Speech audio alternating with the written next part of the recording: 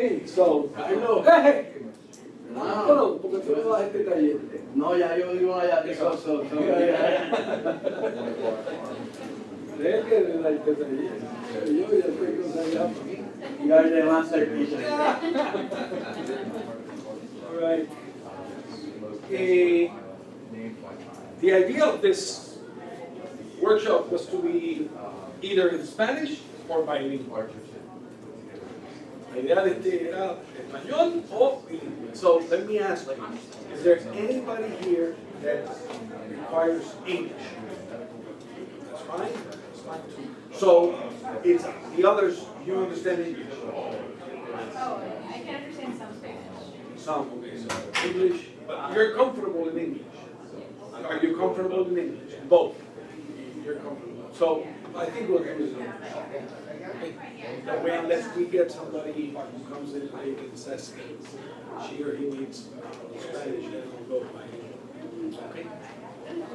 So, well,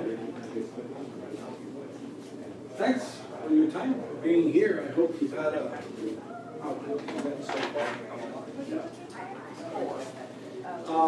My name is Carlos I am the Frederick E. Roach Professor of Christianity at the Department of Religion and Faith. And my field of study, very similar to Professor here, is World Christian Studies and Mission Studies. That's basically my introduction. I'll say a little bit more later. But I would like to know you a little bit. So if you just tell me your name and something about your background, maybe if you are or non-Baptist, what tradition, so forth and so on, that would help me locate a little bit of who you are in terms of the presentation. Just to let you know, this is a workshop. I'm not lecturing. I'm not lecturing at all. So I'm just going to say a couple of things as we look at some imagery, especially some maps. And then I have questions for us to work on. Okay? Because I'm not that kind of, I wasn't asked to, I was asked to do a workshop, not a lecture. So, oh yes, there is an outline. Yes. Yeah, you can pass for others. Okay. Who doesn't have an outline? There's one lady that doesn't have, so if you take her one, I would appreciate it. And there's another lady. Okay. Okay, good. Take an outline. Thank you. Would you please? Thank you. So let me start just over here, and we'll just go. Okay, I'll just get you on. My name is Abby Villagrana, and I'm the mission minister at First Baptist Church, Tempe, 40 minutes away. Tempe. First Baptist Church. Good. I'm Zach. Zach Flummer. I'm from San Antonio, and then I graduated from Baylor and stuck around in Waco. And I'm the 13 coordinator at Renew Church Waco. So I'm in charge of 4th through 6th grade. And what was your major at Baylor? I did HKLS. So I originally wanted to do PT and decided I didn't want to be at school that long. Okay. Good. Angel Santiago Vendrell, and I teach at Truett World Christianity, and I go to First Mental Way. Okay, John Lewis, live in College Station, was overseas with pioneers in Turkey and Uzbekistan. Grace Bible Church of Wow. I almost said Assemblies of God just to poke the horns. To me? No. To everybody? Not to me. No, I Yeah. Okay. Okay. Grace So, Bible Church. John. Yeah, John. John. We have a bilingual service, and You're in charge of the bilingual service? No, I'm the lead elder at the church, I see. and there's 4 campuses. We're in College Station. Okay. My name is Maddie Teensy. I'm a student at Baylor. I'm an international studies major with minors in religion and Spanish. And so I'm looking to do ministry now. What year, man? I'm a sophomore. Okay, good. Good to see you. Maybe we'll crossroads again. Madam, yes. I'm Ravina. I'm a student at Truett and also a student social work program. I'm from Kenya, born and raised, and I guess I've been here for almost 7 years. Madam, I'm Maria Hart. I go to church under the bridge. Maria. Maria, yes, Maria. Maria. I was baptized at the Catholic Church and my baptismal name was Maria. Maria. Maria, yes. So in Korea, we don't say Mary, we say No, Maria. yeah, sure. Yes, Yeah. yes. Thank you. My name is Cynthia Montemayor, and I also go to church under the bridge. Hey, Cynthia. Okay. Where are you from? Cynthia? Oh, here. Went to Wisconsin, yeah, went to Wisconsin for about 6 months when my husband got out of service in Vietnam, and it didn't work It out didn't well. work. We came back. Thank you, Cynthia. Madam. I'm Lori Latimer. I'm involved with Mission Waco for years, but I go to First Presbyterian, downtown church here. Hey, the pastor there I met. Leslie. Leslie, yes, Leslie. Were you at First Presbyterian? Have you been there for a long time? Yes. Todd Green. Yes, very long ago. Yes. Todd Green was my student at Columbia Theological Seminary. Yeah, Okay. yeah. I think Tabitha passed away, didn't she? I think. Yes, Yes. she did. She had cancer. Yeah. Very impressive. He's doing okay. He's in Washington, D.C. He works for Interfaith America. Oh, that's We okay. keep in touch Yeah. with each other. Yeah. Yeah. He's good. His daughter's doing very well. Oh, that's good. She's a comedian, Okay, where? a professional comedian Oh, are you serious? of all things. You know how serious, well, Todd has had his humor, you know. Yeah, But but she's a marvelous comedian. that is funny, because yeah, you picture those two. It doesn't make any sense. Yeah. Otro de mi buen tipo. Madam, Gayla, and I go to church under the bridge and work at Missional. Gayla? Gayla, yeah. Gala. It's like Gala. Gala, exacto, Gayla, Gayla, okay, got it. Madam? I'm Gayla's sister Lori, Okay. and I am from Indiana, just down here visiting. Visiting. And blessed to have the opportunity to be a part of the conference. Oh, wonderful. I go to the Apostolic Christian Church in our area. Disciples of Christ? No, this smaller denomination, just Quite. an Anabaptist. Oh, okay, Yes. I got it. Because Christian churches are part of the Disciples of Christ, churches. Yes. I am from the Disciples of Christ in Puerto Rico, Okay. not in the USA. The USA doesn't like me. But that's Madam, My name is Emma. Emma, Yes, I am a student at Truett and just helping out today. good. Emma, you have the name of my sister and my grandma. Yeah. That's a great name. So, yes, it is a great name. I've met a couple of Emmas at Baylor, and they find it funny because I don't forget their names. So I see them at the sub or something, like, Emma, hello! And they ask me, how can you remember? You've got my sister. You know, it's easy, the association.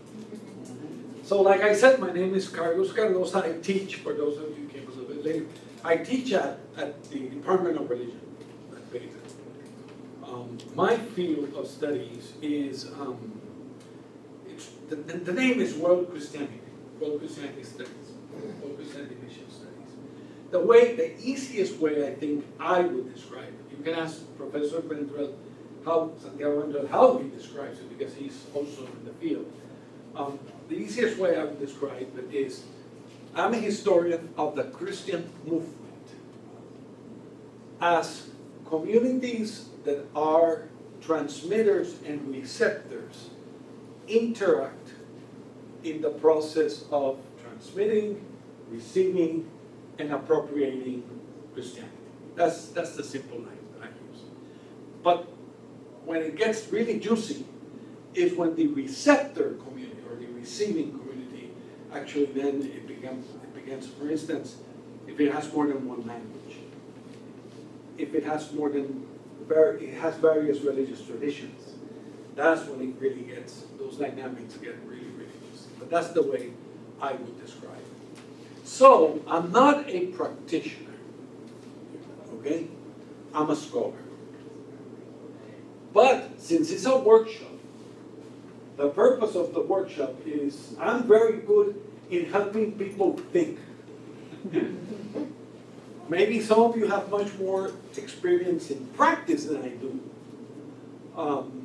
But I have some level of expertise in the area of history of those movements and thinking about how different historical examples help us think about the way in which Christian mission is performed, unperformed, disperformed, excellently performed, whatever you want to say. We have all different things. Is that helpful? So, you've got an outline, and we can actually move very quickly. I'm looking exclusively today, at Protestant evangelical assumptions of Christian mission. I'm not addressing Catholic, Orthodox, some Pentecostals will be included under evangelical, but not all. Not all. Certainly not Catholics. Because Catholics have Catholicism, Orthodox traditions have so deeply different assumptions about what underpins, that word in English, right? What underpins and what sustains Christian mission. It's very different assumptions that Protestants and evangelicals have. And I'm taking these assumptions not only regarding USA, but also the way in which some of those assumptions are replicated in the global South. So that already should give you a hint of how, quote unquote, how powerful some of these assumptions are, that they carry on into the mindset and practice of people in the global South. Global South, I mean Latin America, the Caribbean, the whole continent of Africa, West Asia, and the whole continent then of Asia, East Asia. So it's a globe. So it's don't think about global South as equator. It's just global South in terms of territories and regions not considered Christian lands many years ago. Okay. We'll get to that. Are we okay with that assumption? And that's what I'm going to, that's what I'm going to be presenting, and you're going to be discovering where your assumptions are. Because I do not know. I'm assuming the historical ones, but you may actually discover others in your own assumptions. Is that cool? Mm-hmm. We okay? Okay, let's go to the first one. Well, about the maps. Yeah, that's like that. I always forget. The maps I'm going to show you come from three different sources. The Encyclopedia of World Christianity, both the first one, which was 2000, no, the second one, which was 2000, and the most recent one. And the Atlas, the Edinburgh Atlas of World Christianity Studies. Those are two of the sources. And then I have some sources coming out from Pew regarding the demographic analysis of Christianity and other religions as well in the global south. Okay? Those are the sources. All of these demographers have taken into account these five important demographic principles. They have taken into account that growth has limits. So what they mean by growth has limits is that you have moments of growth, but you will have at some point moments of plateau and decline. There's no doubt about it. The other thing is that they have taken into consideration birth rates and the fact that birth rates are different from region to region. The same thing with death rates or mortality index. And then they've taken also into account population growth and declines. So what you are going to be seeing, what you're going to be looking at in the map, and the statistics that the maps show, is already taking into consideration those factors. For example, we're going to see that in a particular region of the world, Christianity is growing in an amazing percentage of growth. In other places, I've immediately received the response, well, sure, it has to grow. The population rate of growth in that region of the world is the highest. Then my answer is, according to the demographers, they have already taken that into account. So that means that the statistics that we get are actually, quote unquote, one-on-one correspondence.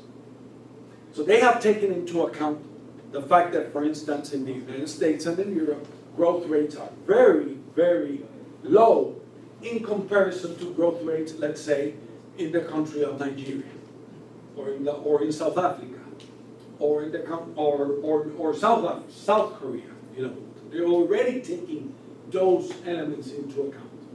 Are you with me? Good. So let's see the maps and let's get to the juicy stuff. This is the old map. Let me see if this looks better this way, just for a minute. That looks a little bit better. This is the first missionary map. This is the first color missionary map drawn by two missionary societies in Europe. And the date is a little bit uncertain regarding the specifics, but it's certainly around either between 1817, 1820 to 1830. That's more or less what we think is there. And we know it because the map was published with a big dictionary. One of the first dictionaries of mission. And it's very interesting to see the map and read the dictionary.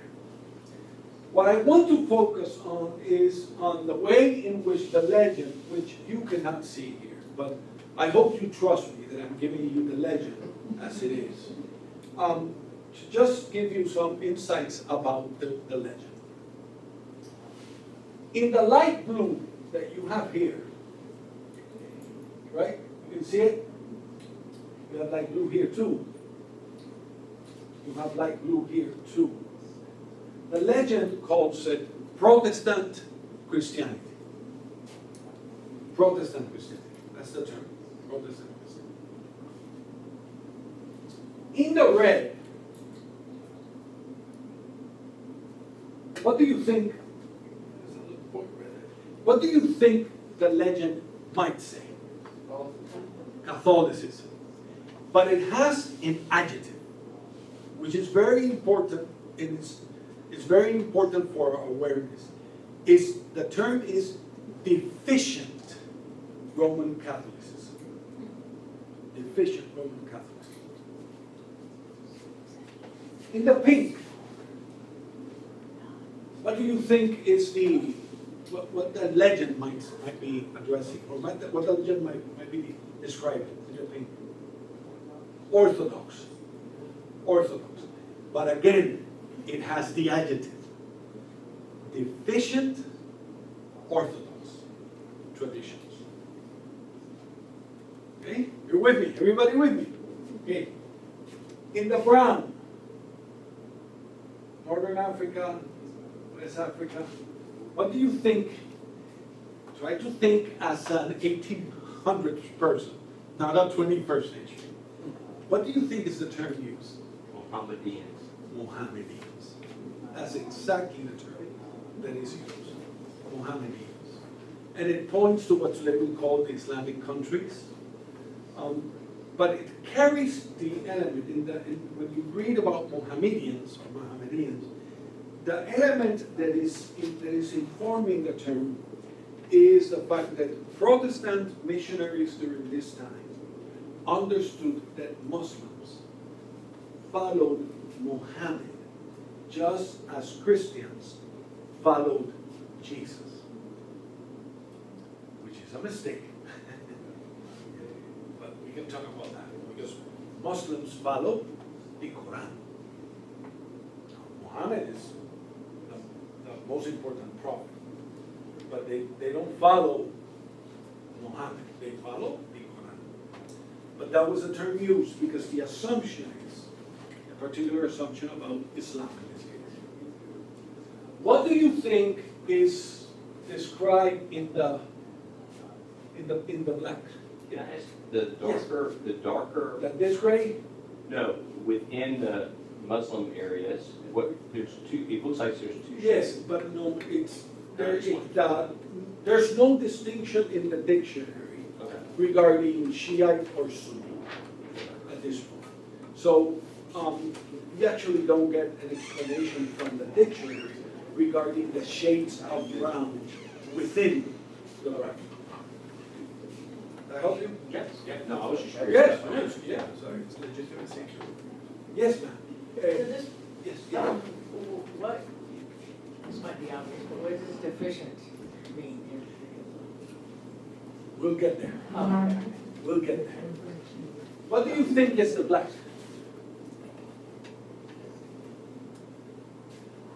Why are you here? He's my pastor. Now I'm getting into it. Come on, Alvin, you get the first. Good to see you, Pastor. The black represent the hidden. Yes. The black represents heathen. That's the term we use. Heathenisms. Heathens. And in that case, as you can see, it's every other part of the world except the regions that we just named. Is America have black there? Yes, it is, ma'am. Yes, that's why Oh, we, the end. that's, yes, Okay, okay. exactly. Okay. We still do not have Okay, the significant movement west. okay. Yeah, you picked, that's good, because you're watching, you're looking at the map. You're looking at it. Yes, What is, I don't know, maybe I'm seeing it wrong, are there green circle, like green sections to the right? Like in China, in Mongolia area, what are no, the these are gray areas. gray areas, right? Gray areas is what they consider to be Jews or Muslims in China. Jews or Muslims in China or in Eastern Europe. That's why it goes all the way, as you can see, you have them here also, and then it goes all the way to China. Now, people think about China as Confucianism and Taoism and Buddhism and folk religions, but China has a history of Islam and has a history of Judaism. Quite interesting. Very, very persecuted. Very persecuted. Throughout its history, very persecuted. That's a good observation. So you see the categories. So let's go, Gala, right? Yeah. Yeah. Let's go to the categories. So think about it this way before we go to I'm actually, this is not a lecture, like I said. So let's look at the questions that I have for you. Okay? So the first question is based on the image. Based on the image, I want you to try to define what Christian mission is. Based on that map. Okay? I'm going to give you around 10 minutes to do this. Then I would like you to explain, to describe what practices and tasks of Christian mission do you think are needed during that time, given the way in which the map defines the world. Are you with me? Third question is, what are the expectations of Christian mission? What is it expected to produce in terms of, to produce the map? And I'm going to take you back to the map. And then how would you characterize the theologies that inform and guide the definition and text of Christian mission? So this last question is a little bit more complicated, and it will be dependent on how you answer number one and how you answer number two. Are you with me? Perhaps the most important two questions are the first. How would you define Christian mission based on the map? Based on the map. And how would you describe practices and texts of Christian mission based on the map? Any questions? I'm going to get you back to the map, to the old map. And I'll give you around 5 minutes to think.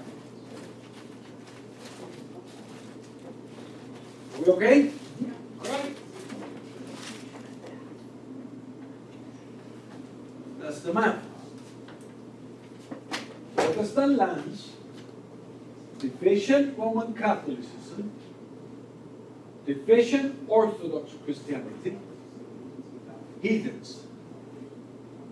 So how do you think Christian mission is defined?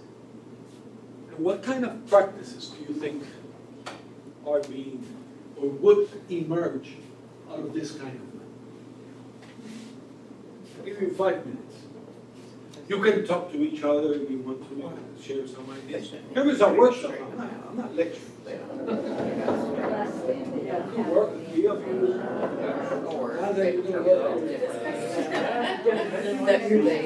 Yeah, I think it's wrong. All of you can work together.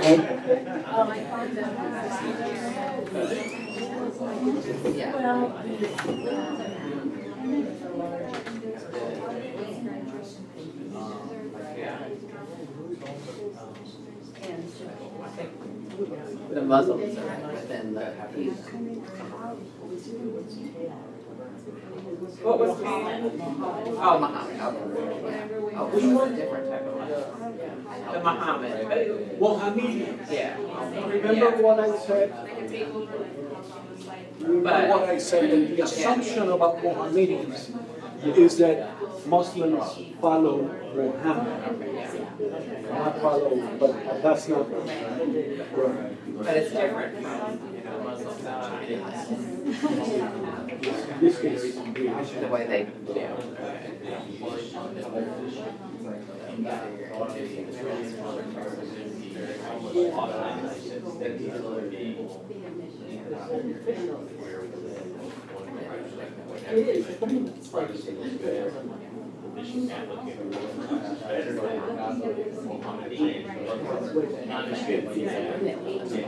That makes sense. Do you think that there's mission so rest? I definitely. Okay, that's the Or do you think it would be more outward version? In 1880. What? Yeah, White House.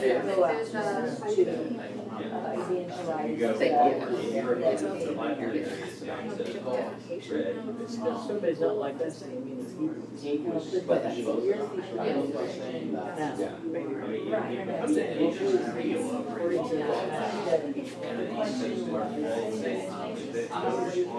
Sir, what was the question for number one?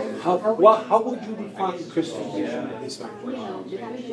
Well, and then the second, yeah, if you were a Christian and you had that map, you had that understanding of how the world operates, how would you define Christian mission?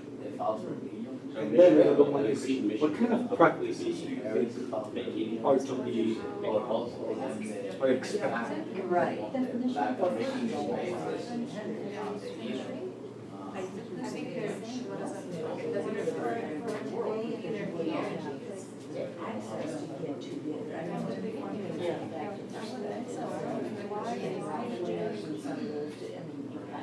Got one more minute.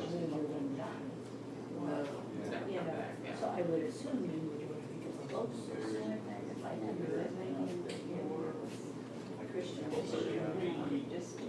I would think mission would be probably what word you would use. I would think that they. Yeah, I was kind of thinking this. They're following. Yeah, the opposite. Because of Follow- mission. yeah, follow But Jesus. even, I would assume they would approach it from So what would that look like? maybe not necessarily conversion, but maybe. Then you're getting Like, kind of similar. staying there, yeah, it's probably, yeah, then you're there for the rest of your life. yeah. Because maybe they're thinking, maybe they're close, but they're not quite there. All right, let's explore. There's a whiteboard. Was there any that met the grade, there was only deficient, yeah, so there was nobody that. What do you think is, given this map, what do you think is, how would Christians define Christian mission given this map? How is Christian mission defined? Somebody wants to? Maybe, but move, I mean, if you've got a spectrum, you've got Protestant, deficient Catholic, deficient Orthodox, Yes. Mohammedan, heathen, you want to move people, the way I'm holding it for us, to the left. Yeah, okay. To the right, yeah. Okay, so there's something about defining it in terms of the blue group, Right. right? Like- Good, that's good, that's good. Let me now take it one, let's push it, no? Let's push it. So, if we've got, anybody else wants to try a definition? Uh-huh, Thinking of the word deficient, uh-huh. means you gotta go fix it. Fix it. There we go. Okay. Fix it. Right, okay. Good. Or correct it or whatever, yeah. Fix it, correct it. Okay, good, good. She's answering your question. Good. What else? Good. That's very good. Correcting, fixing. So somehow, Christian mission is the task of correcting deficient Christians, right? Somehow correcting, yeah, that's good. What else? What about the heathens? We talked about the goal being conversion. Conversion.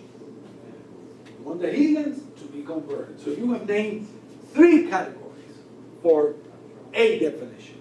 One is Christian mission is about, let's put it that way, is about correcting, it's about fixing, and it's about converting. What do you do with the Mohammedans?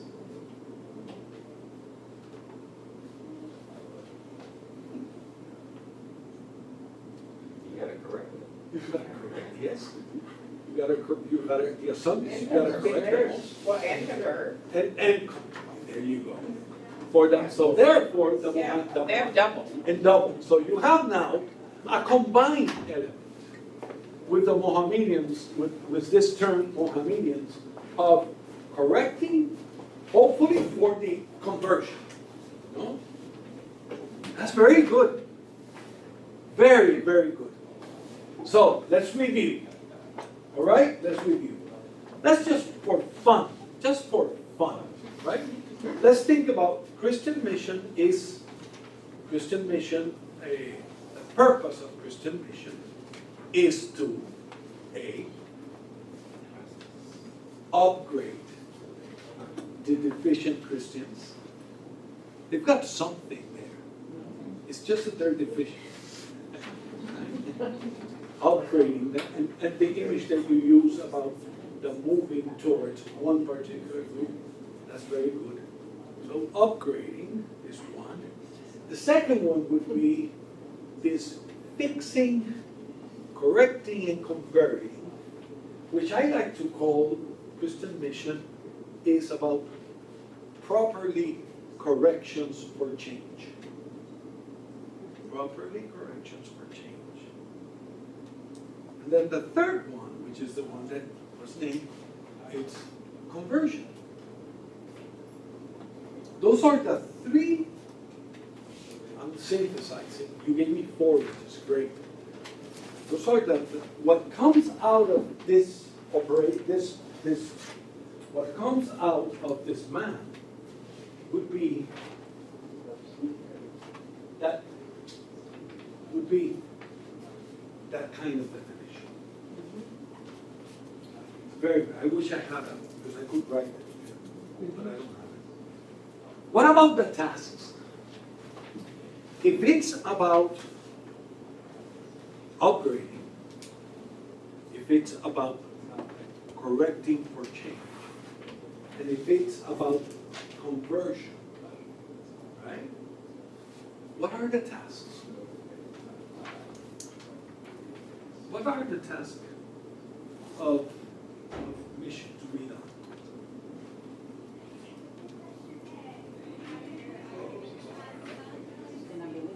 Pardon me? Sustainability? No, not there yet. We'll come to that, not yet, not there, not according to this one. Not according to that. 1800s. Oh, okay, okay. Sorry, we're late. That's, yeah, that's. What do you think are the tasks? What are the tasks? So, I mean, it would be some aspect of education. There's some aspect of education, okay.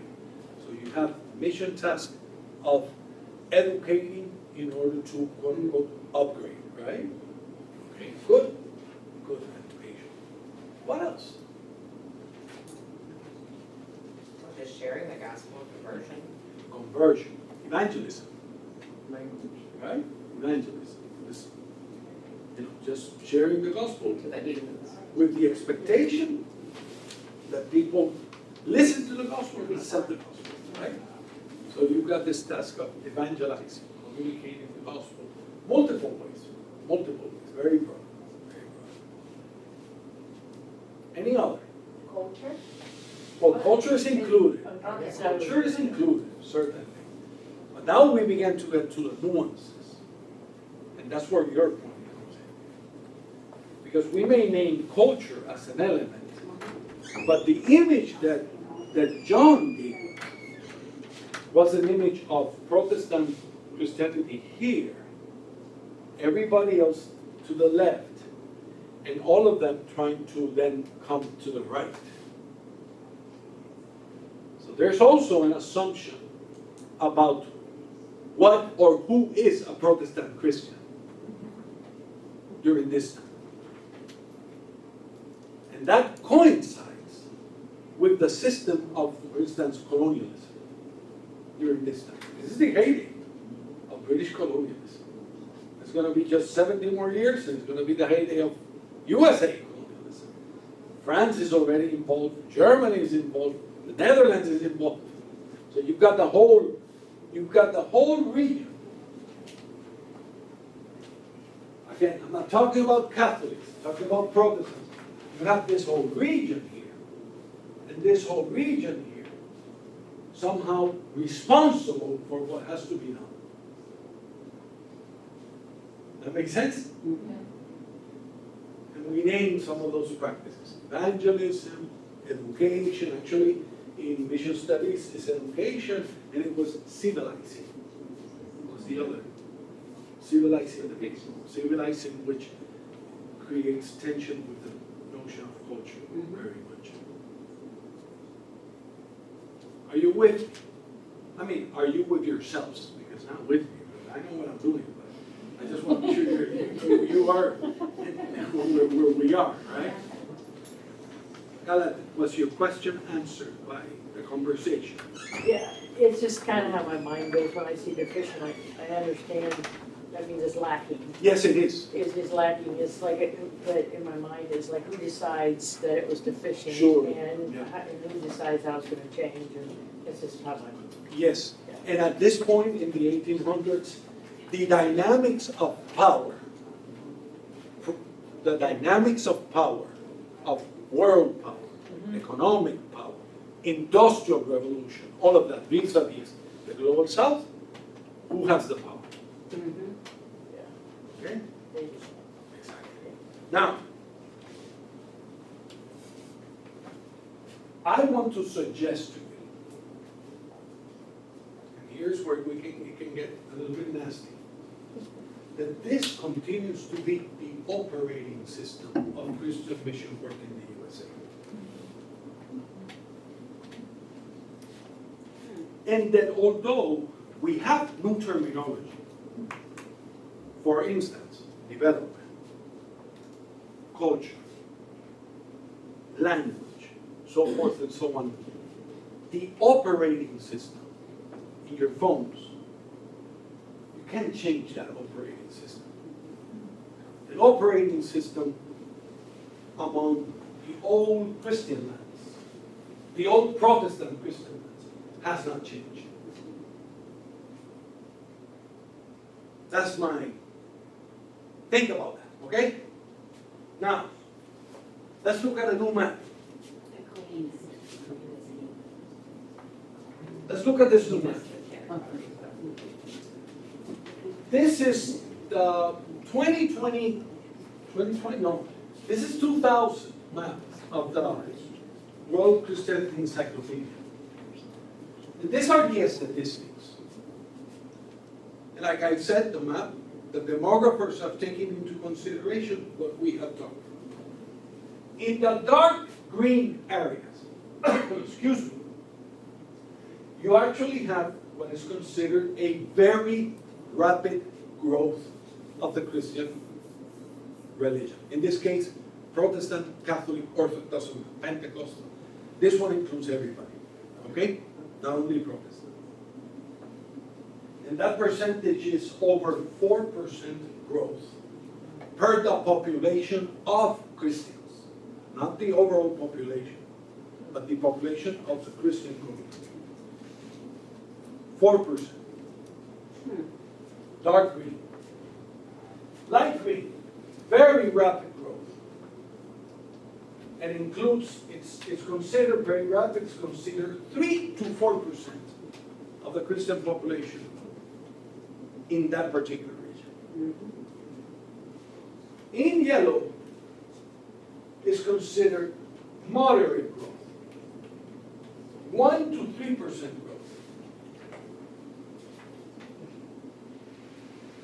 In white, it's considered 0 to 1% growth, almost nothing. Wow. And that's among Christians. That's, well, the term, yes, among Christians, right, yeah. The population continues to grow. But it's the same the same way. Right. It's 0 to 1% of the Christian population, let's say, in Canada and in the United States. Right. And then negative is actually where you actually have a statistical decline. So there's no growth, but it's actually statistical decline. So, Yes, John? this, to determine the statistical decline, you had a starting point. Yes. So, do you know what the range is? Yes, the range here of the decline starts in the 1950s. Okay, so we're talking 1950s. Yes. And as you think about it, it's really after World War II. The people in Europe and USA, Canada, in the developed countries, people don't take into consideration the devastating effect of those the world wars, the Korean War, the Vietnam War. And we're still watching to see what's going to happen with the recent wars. Except, I'm not going to go there because it gets complicated. But that's what you have. Yes, Jim. It's from World War II on. That's what we have. Right. Look at the way. So when you think about Christianity, Protestant Christianity, assumptions about Christian mission, this was blue, and this was blue. Now look where they are.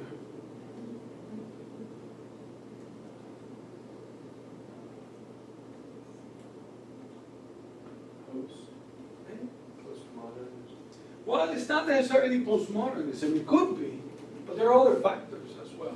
So, It could be the factors of what's called secularization. Yeah. Which you have very strong after World War II, because it was a way of making religious traditions a problem, including Christianity, particularly Christianity. is this Protestant Christianity, this map? No, this actually includes all Christians. Okay, John, all Christians, different from the other. Right. if we were to look at who's growing here and who's growing here, which I'll show you, is this one. And it's not a map. When we look at the population, the distribution of the Christian population, in 2000, Europe contained 28% of the Christian population of the world. North America, 13%. North America includes USA and Canada, not Mexico. It doesn't include Mexico, okay? If it included Mexico, this number would go really go. Latin America, 24%, Africa, 18%, Asia, 16%. The projections of Christianity's growth to 2050 is actually Europe will continue to decline from 28 to 21. North America, USA and Canada will continue to decline 13 to 12. Latin America will grow 1%, 25%. 18% in Africa will grow significantly to 18 to 24%, and 16 to 18%. Again, is this all, this would be. This one is all Christians. All Christians. So, when you think about the USA, included in North America, and you see the growth, and you see that the decline is not as dramatic as it is in Europe, one of the explanations is the growth of immigrant groups in the United States.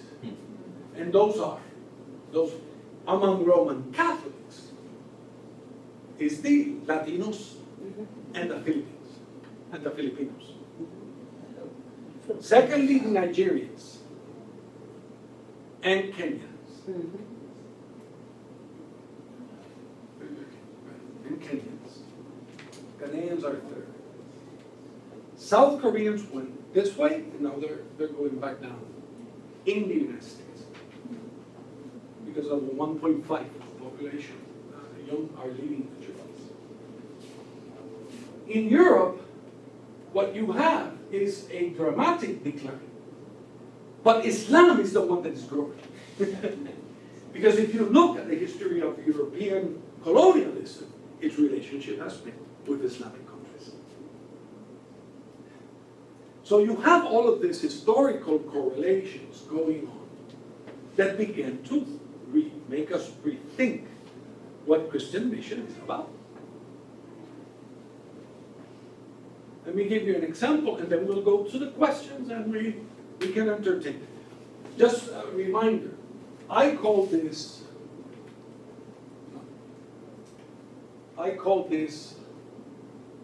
the old cartography.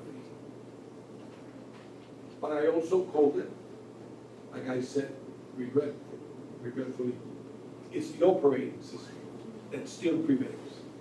With other terms and other nuances, but still carries the same system. And then, this is the new cartography. And we haven't deeply explored the implications of that new cartography.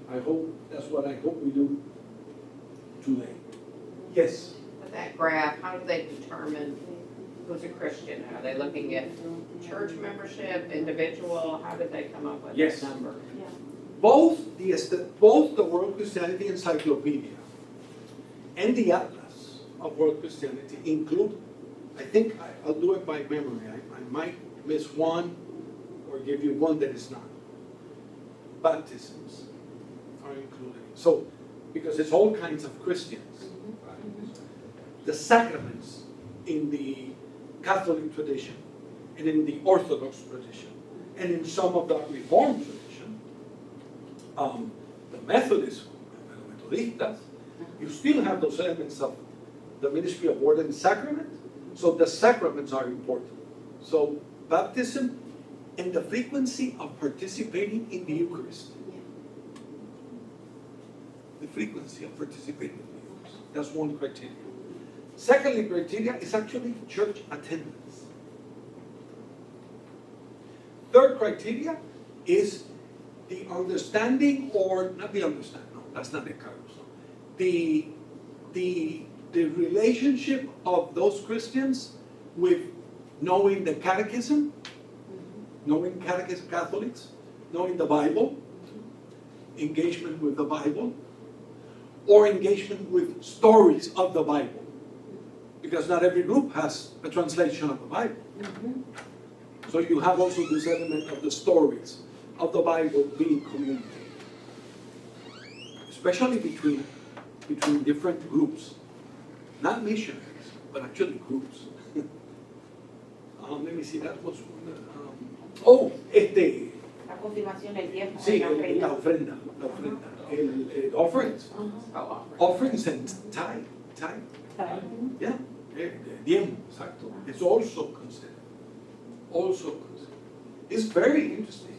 And all of this, all of these encyclopedias, they're working under the Gallup. Gallup statistics. Very, very prestigious group of demographers all over the world. All over the world. That's one of my concerns when I read some of the materials in which I see assumptions about certain things that are not there. Not there. But that's what the operating system, that's how the whole operating system continues to work. So let me give you one more story, and then we'll take the rest of the time, which is approximately, will be around 15 more minutes to entertain the questions. But I'm giving you questions for you to think about. At Baylor, I teach a course in Christian missions for undergraduate students. That's why I look at her. She's an undergraduate student. And I teach a course entitled World Christianity. And the course focuses exclusively on three things. The face of the Christian religion in the global south is a poor, traditional woman of color. So, most of the readings are about women. Women in South Korea, women in tribal groups in North Africa, Southern Africa, Western Africa, women in Latin America. That's one piece. Second piece, the other category I use is the encounter with people of other faith. So they read about Christian women who are related to Hindus, or Christian women who are Christian but whose family is Buddhist, or of Christian women in the Caribbean who are shamans. You have all this that's why I love my discipline. It's so juicy. But it doesn't, people don't like it. You know, people really don't like it. That's another story. So I'm teaching that course, World Christianity. And I have been telling my students, they go through this, we are almost 4 weeks doing this kind of work. You know, this theme, the implications of the model. So I'm teaching them how to read maps, how to interpret maps, so forth and so on. And you know what Baylor we have? Is it FN? FN? FM 72. FN 70. It's a big revival. 72 hours of prayer. So basically on campus for 3 days straight, they'll have prayer tents, worship, speakers, stuff like that for like 3 days straight on campus. Exactly. It's very revivalistic. I went once, and after that I couldn't. I'll tell you why I couldn't take it. The last service, there was a pastor from the Waco area who actually made a call to Christian mission to the global south. We've got to go to Africa. We've got to go to, maybe the global south. The old operating system. We got to go convert. We got to go upgrade. We got to go. But let me tell you my biggest satisfaction. The students that were taking my World Christianity class perhaps 80% of them participated. And one young woman, she raised the question, she brought the issue, and she said, I was so deep involved in prayer until I heard that statement. And I said to myself, why am I being called to evangelize Nigeria or Ghana or Kenya when actually Rwanda, Zimbabwe or Tanzania, when actually all of those countries, if you saw the new map, all of those countries actually are predominantly Christian right now. If the call is evangelism, what is it about? What I liked about her question was she never said it's not about not doing mission. That's not what I'm saying. It's about how should our definitions of mission and our practices of mission be at least challenged by the fact that we have a completely different map from the 1800s. That's all I want to leave with you in this workshop. I'm not going to tell you what you need to do. I know what I need to do when I go back to Puerto Rico and I engage with my church. I know what I need to tell my church. Are you saying that I'm Colombian and I'm coming to you as a missionary? I we came. I have no problems. I have no problems with that, as long as you don't come to me to tell me that I'm wrong and I need something. Yeah.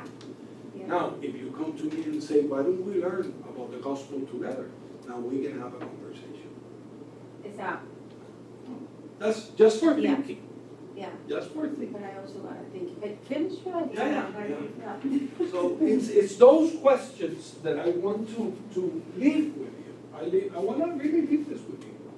Given the new demographics of the Christian religion, how does the new demographic challenge your definition of Christian mission? The one that you gave me.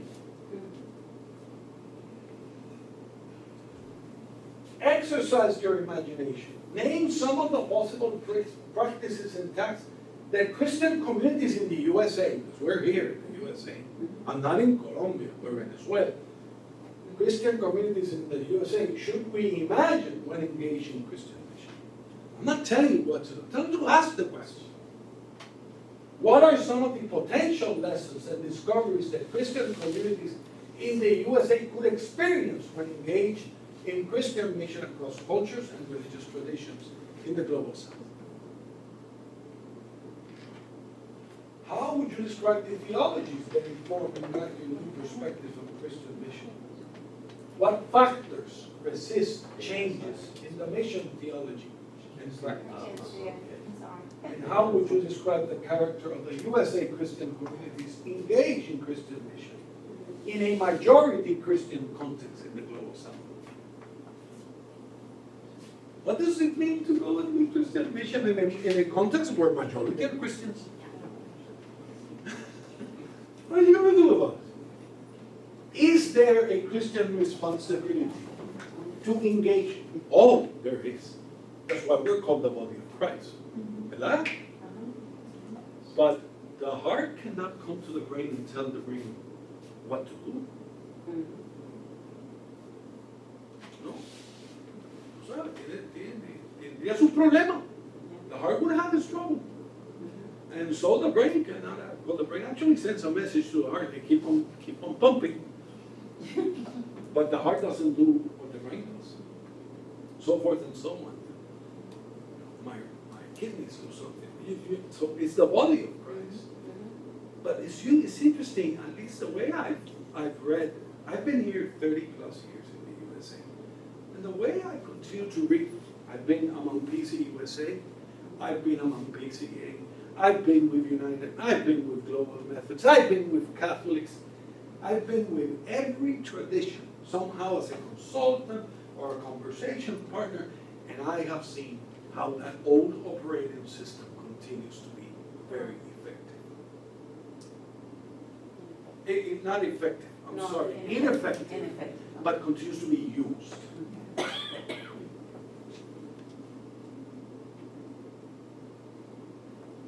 That's the workshop. I actually finished 15 minutes before Thursday. People think that we Puerto Ricans talk too much. I finished 15 minutes before.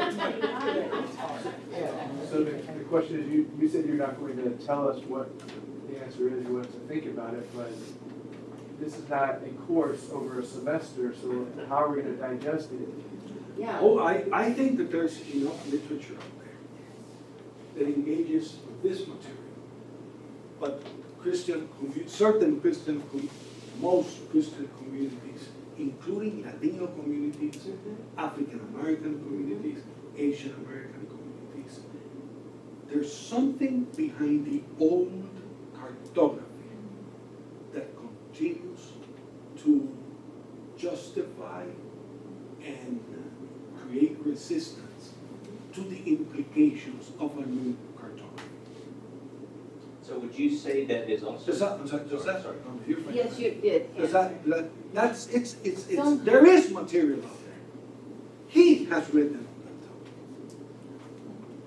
I've written on that topic. I guess my overarching question though is, Do you want an answer? Yeah. Yeah. No, I'm not gonna give you an answer. That's exactly one of the old cartography things. Let me tell you what you need to do. No, man, I will never do that. You have been given, no, take information and think about it. Be faithful to your faith, be grounded, and think about it. so then, but in our discussion, was it yesterday morning with, Lynn? nope, The Joshua project? yes, the frontier people. Yeah. Let me put it this way. I'm not gonna speak about because I wasn't here. Do Muslims know Jesus? Sure. Jesus is in the Quran. He's sinless and he's coming back again to judge. So how do missions in Islamic countries need to address the awareness of Muslims about who Jesus is? We don't talk about that. Unreached. Wait. Unreached by who? Because it seems that the Holy Spirit has given a seat in the Quran to Muslims.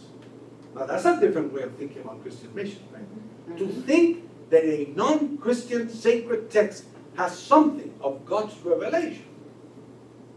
That's why his work and my work, people don't like it because that's what because we recognize it in our culture. In our culture, in our But if you religious take, tradition.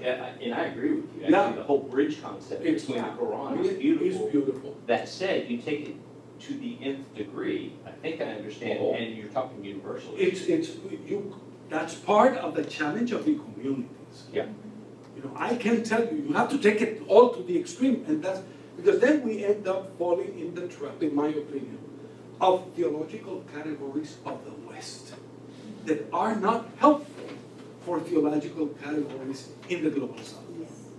Yes. Just think about that. Just think about that. I'm not asking you to change. Is our theological categories, which come from our culture, from our sense of being, our sense of identity, are they the best framework? Or is there something for us to learn in the encounter itself? And is there something for them to learn in the encounter itself? It becomes an intercultural dynamic. But that intercultural dynamic that has power in a different understanding doesn't fit the old cartography. Right. Yes, are there implications? Are there questions? Pues seguro, John. Tienen que haber la pregunta. Si no hay pregunta, no hay teología. Sí, es la verdad. ¿Tú sabes? Dios is, Seguro. God's much bigger than we are. Seguro, ¿no? Y la escritura, the scriptures, the tradition. But that's exactly. And historically, we've seen that in the history of the Christian movement. But the other side of that is the guys who work with Muslims, there are Muslims who are more godly than I am, no question, Yes. no question. It's a That's- challenge, no? It is definitely a It is challenge, a but they would also say, No. I'm a polytheist, because I believe in the Father, Son, and Holy Ghost. And so therefore, I'm going on the last So- day. So you can see how interesting the encounter is and how finito, how thin the theological grounding is to do Christianity and to do training. That's where I'm very nervous. Because That's where I was, necesitamos Those- esos. that training is critical. Critical. Critical. And in some ways, apologetics won't work anymore. It's another kind of dialogue, another kind of engagement.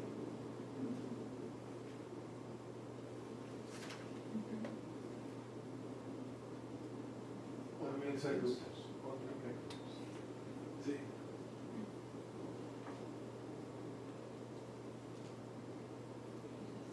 Well, I hope it was helpful. I finished.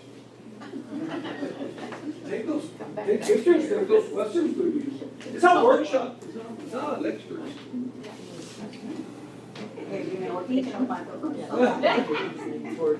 So, thanks for your attention. Well, do you have any other questions or comments?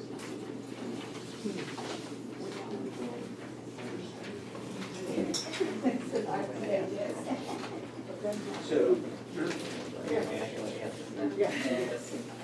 no, I'm sitting here thinking, one of the, back to Ralph Winter, and I think I know where you're coming from, there's some criticism about, basically, it's colonialism 2.0. I mean, I get it. That said, the thing that Ralph Winter, and that less than 2% of the population is not Christian, it becomes hard for the Christian message to go throughout the population. If we just, there can be colonial implications in that statement. Absolutely. That said, there is also a reality that my friends who I mentioned before, who I think are truly more godly than I am, I truly believe they need the redemption of Jesus in order to fully understand God. And that's the tension. It is. Let me tell you where I think I find myself very comfortable with what you just said. There's the tension. Yeah. You're not resolving it. Yeah. A resolution of the tension a priori to the actual encounter and dynamics and the hope that what you may share, people may not make decisions now, but they can make decisions in the future, of course. It's a responsibility, it's our responsibility, but it's not, it can't be numbers. Yeah. You understand? Yeah. And one of the things I think resists, one of the things that I think makes this old cartography so powerful is the money-making machine that it is. Christian mission in the USA, holy mother of God, is a significant money-making machine. But it's also a defining, but the other thing that makes it very, I'm a Westerner, I'm an individualistic Westerner, I'm a yo soy un gringo. Por eso yo, I like things very defined. There is the money and the greed aspect of it, which is you're referring to, and I don't disagree. There is also, again, back to Ralph Winter, the dude was an engineer, so engineers like things, it does define a problem, and a defined problem we can go solve. I think, again, And not that that's best, I'm just saying that's the reality. I think that is completely important, because you can only, you and perhaps some of me, because I've been here too long, in the United States, some of me has that kind of efficient kind of thinking. The challenge is when we actually enter into somebody's world whose efficiency is not a priority. And how do we work with that? And my experience so far has been, there's little training. It's only very self-disciplined people who actually can self-train themselves. Well, you might disagree with me. Again, I'm a gringo. Yeah, and I'm- yeah, yeah. yeah. That's who you are, yeah. But one of the advantage you have over me is an understanding of things that I had to work very hard to learn, and I still don't understand. Well, that's true, John, but let me tell you, I'll take you to places in the Caribbean. Yeah. Well, you will find, you will find people who have the old cartography mindset. You'll find those in Asia. You'll find those in Asia. And so when I'm teaching in some of those places, and I actually bring this things, they don't get it. They have a lot of problems because they have internalized in such a way because of the power of the system, the old cartography, that it creates tension even with their own people. Maybe you would disagree with this, and I'll point to my Korean sister here, that there is, I think some of it is that God chose to use, in the fallenness of the old cartography, God chose to use some of those methods to actually win people to vibrant, and I say my Korean sister, because what I understand of, the South Koreans I know, contextualization as Korea converted to Christianity was not a big deal. I mean, you go, there's pews, it's not very Buddhist, and that was not, going overseas, that was not what I taught, and that's not what my Korean brothers overseas taught. I hope that's not offensive. I think it's, yeah. I mean, it's the way, look, my point is the moment we think we've got the silver bullet, we're wrong. Whether that is, no, let's not listen to the folks who say the unreached people group, or, the truth is, you gotta rely on God. It's a complicated thing. And in the midst of that, now you are into the theological piece. In the midst of that, grace is always present. Absolutely. And if it wasn't, let's go the- pray 5 let's times go a pray. day, face first. Yeah. All right. Thank you. Thank you so much.